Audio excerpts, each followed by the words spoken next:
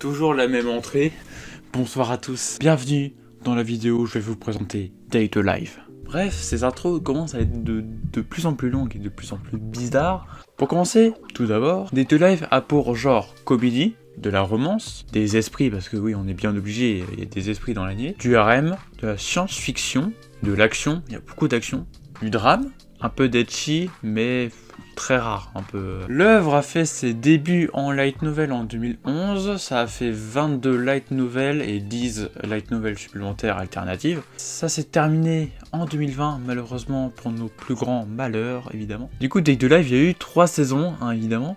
Une saison en 2013, une saison en 2014, une autre saison tout récemment en 2019 et la prochaine saison en 2021, j'allais dire 2022, mais non.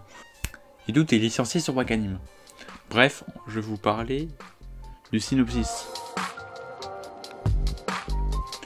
La série commence par un phénomène étrange appelé séisme spatial, dévastant le centre de l'Eurasie, faisant au moins 150 millions de victimes.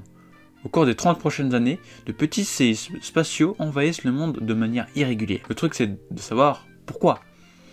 Dans le présent, Itsuka Shido est un lycéen ordinaire, pas doué avec les filles. C'est dommage ça, c'est dommage. Bizarre. Le premier jour de cours, un tremblement d'espace détruit la ville et une fille dotée d'une armure apparaît en face de lui. Qui c'est, à votre avis? Une fille habillée de violet? Évidemment, hein, vous la connaissez celle-là. Pris dans une violente bataille, notre héros se retrouve inconscient. Lors de son réveil, il se retrouve dans un vaisseau et apprend que Kotori, sa sœur, en est le capitaine. Ah! Cette dernière lui apprend que la fille est l'un des esprits, des êtres mystérieux venant d'une autre dimension qui déstabilisent l'espace-temps en arrivant sur Terre, et que le seul moyen d'arrêter cette menace est que Shido utilise son mystérieux pouvoir lui permettant de sceller les pouvoirs d'un esprit dans son corps. C'est-à-dire que t'as Toka, elle fait des conneries, c'est un esprit, tu l'embrasses, elle a plus de pouvoir, let's go! Ça va être compliqué pour lui, hein. Cependant, cette méthode ne fonctionne que si l'esprit s'affectionne et a confiance en lui. Et ouais, il faut tout d'abord mettre à l'aise l'esprit. Ainsi, l'organisation Ratatosk, qui est étonnamment commandée par la petite sœur de Shido, le recrute de force après l'affrontement, lui permettant une méthode alternative pour faire face aux dangers posés par les esprits, les faire tomber amoureux de lui. Maintenant, le destin du monde repose sur ses prouesses amoureuses alors qu'il recherche des esprits afin de les charmer. Une mission que Shido aura du mal à relever. Évidemment, vu qu'il est très nul en séduction. Et ouais, maintenant mon avis. Alors j'ai quelques problèmes sur la série, par exemple Origami. Par exemple Origami, il est tellement kiff sur Shido, du coup elle fait exprès évidemment de le faire savoir, du coup on a des situations un peu bizarres, hein. On peut voir qu'Origami le fait trop chier en faisant des trucs, comment dire, que cela ne nous regarde pas.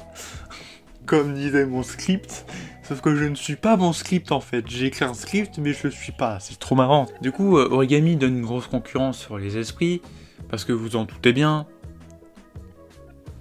Shido charme les esprits, mais du coup ça devient un harem, vu qu'il y a de plus en plus d'esprits. Mais il y a aussi Origami aussi. Origami n'est pas un esprit, évidemment, est une personne normale, c'est juste que, je sais pas, il est tombé en kiff sur lui, on sait pas pourquoi.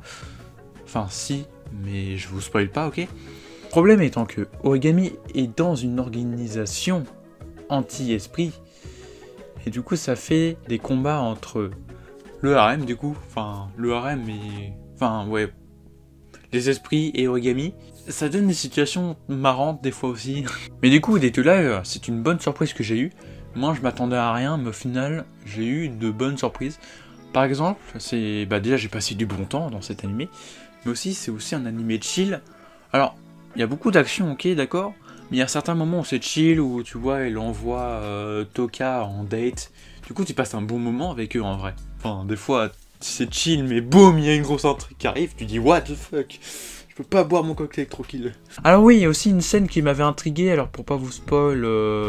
Je vais vous dire clairement que il y a dans l'animé, la saison 3 il me semble, Origami a des cheveux longs et elle a une personnalité différente d'Origami de base. Du coup, je préférais Origami avec les cheveux courts, bah elle est mieux. Il y a aussi un personnage aussi qui s'appelle Kolobi. Insane, parce que du coup, elle peut permettre de changer le temps.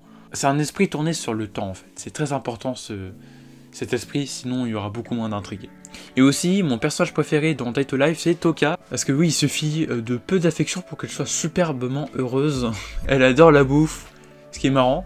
Parce qu'à chaque date, eh ben, elle va demander de la bouffe. Et quand elle n'a plus d'affection, elle devient très dangereuse. Et ça, c'est important. Et elle adore la bouffe dans les dates. Elle adore les dates et demande des dates H24. Il y aura une saison 4 en octobre. Donc n'hésitez pas à regarder. C'est certainement sur Wakanim. C'est sûr, obligé, parce qu'ils ont la licence Date Live. Et ouais, je pense qu'ils vont parler de l'esprit phare, l'esprit fantôme. Celui-là qui donne des cristaux aux humains pour qu'ils se transforment en esprit. Je pense qu'on va avoir plus d'informations là-dessus. Bref, restez à l'affût, je vais vous donner plus d'informations dans le prochain Que Regarder qui sera pour l'automne. Merci à tous d'avoir regardé cette vidéo, n'hésitez pas à vous abonner, à liker. Sur ce, je m'en vais. Salut.